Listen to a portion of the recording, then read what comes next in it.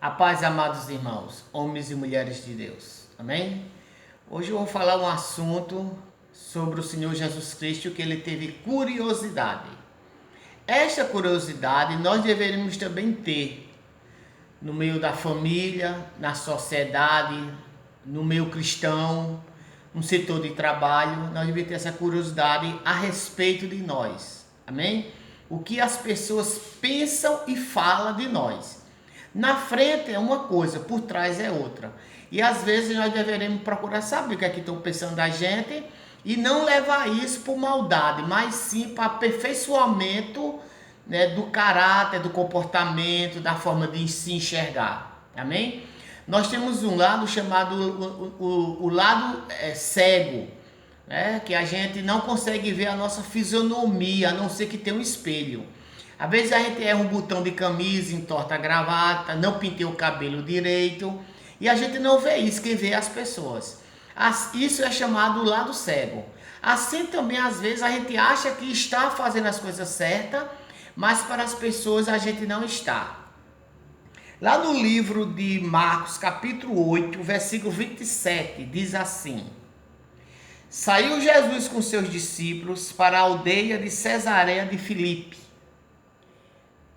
E no caminho perguntou aos seus discípulos, dizendo: Que dizes os homens que eu sou? Ou seja, o Senhor Jesus Cristo teve uma curiosidade e perguntou aos discípulos: O que é que as pessoas falam a respeito de mim? Veja a curiosidade de Jesus. Ele poderia ter ouvido coisa desagradável, que quem conhece a Bíblia sabe que os religiosos, né, daquela época, chamaram Jesus Cristo de filho de Bezebu, ou seja, filho do diabo.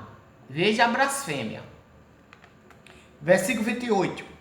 E eles responderam, João Batista, o outro Elias, mas outro um dos profetas. Ou seja, os discípulos, por circular no meio das pessoas, certo? Vou dar um exemplo. Quando Jesus Cristo multiplicou pães e peixes, os discípulos estavam no meio das pessoas. Por isso que ficou sabendo que tinha um rapazinho que tinha 5 pães e 3 peixes. Então os comentários se ouviam, certo? E nesse comentário aqui a gente vê que tinha os fariseus, que hoje o espiritismo tem essa veia, né, da reencarnação. Por isso que aqui diz Elias, João Batista, um dos profetas, né? O versículo 29 diz assim: E ele lhe disse: Mas vós, que dizeis que eu sou? Esse foi Jesus Cristo, perguntando: E aí, o que é que vocês, e vocês, o que é que acha que eu sou? Aí um disse, né, que foi Pedro: Tu és o Cristo. E advertindo-se para que ninguém dissesse aquilo dele. Jesus disse: olha, não diga que eu sou isso, certo? Não digam.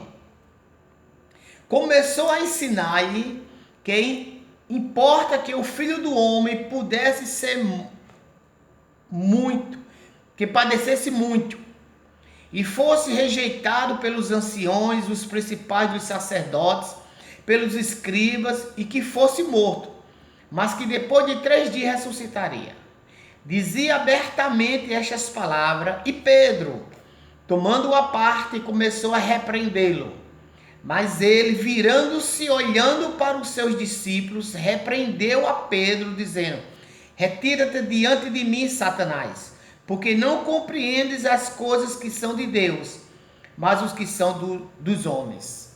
Senhor Jesus Cristo, nessa trecho aqui, ele tinha feito muitas curas, surdas, pessoas que eram defeituoso físico, pessoas que tinham epilepsia, problemas de coluna, os leprosos.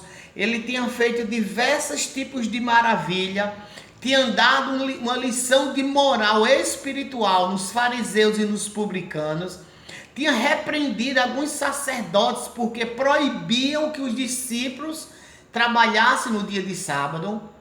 Então aqui ele tinha visto diversos momentos que estavam, naquela época, confundindo a mente de muitas pessoas. Porque os discípulos seguiam Jesus Cristo?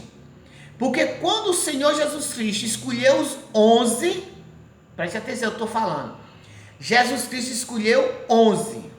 O 12º se ofereceu e se encaixou, que foi Judas. O Senhor Jesus Cristo escolheu 11, por quê?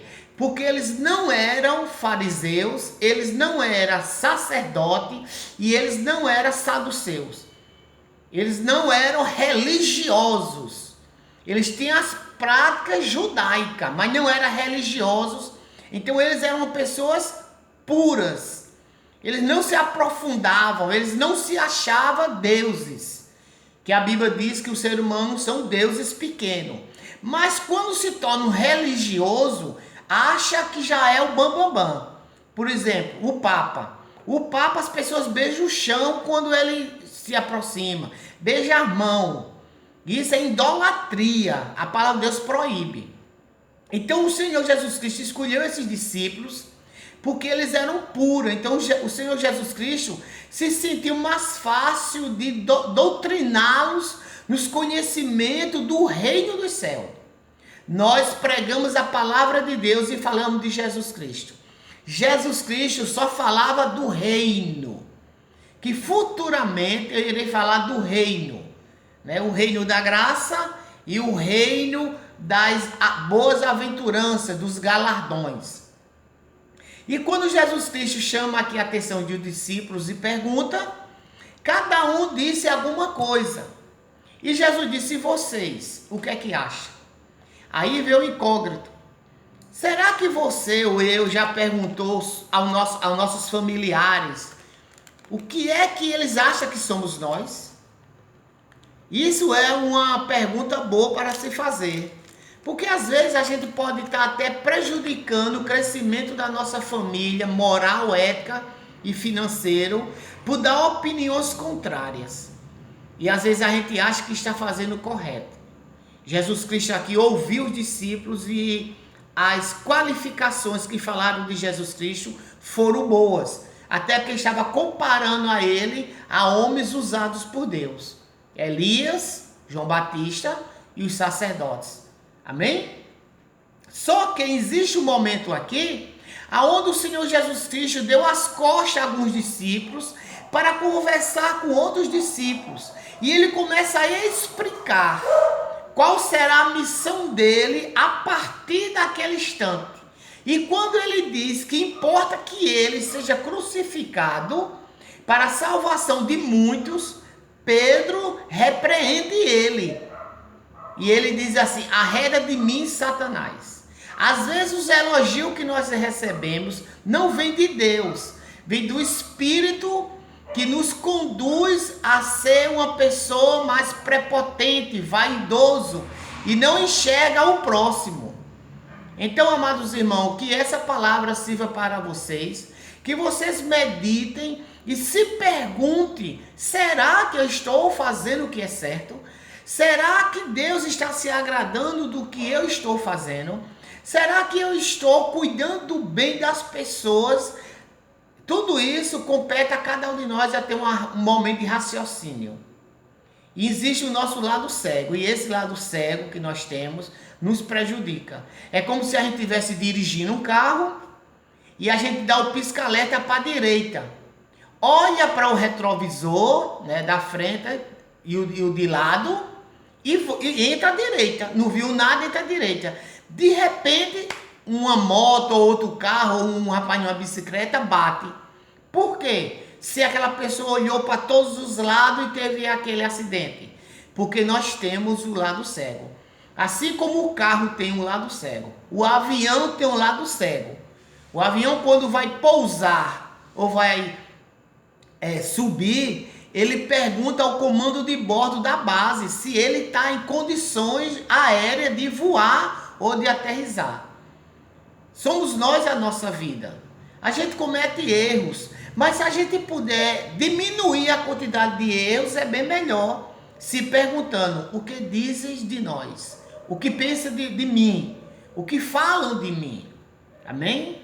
São esses momentos que nós temos que parar um pouquinho e fazer a nossa reflexão. Que em nome do Senhor Jesus Cristo, Deus possa grandemente abençoar vocês em nome do Senhor Jesus. Amém? Deus abençoe cada um de vocês.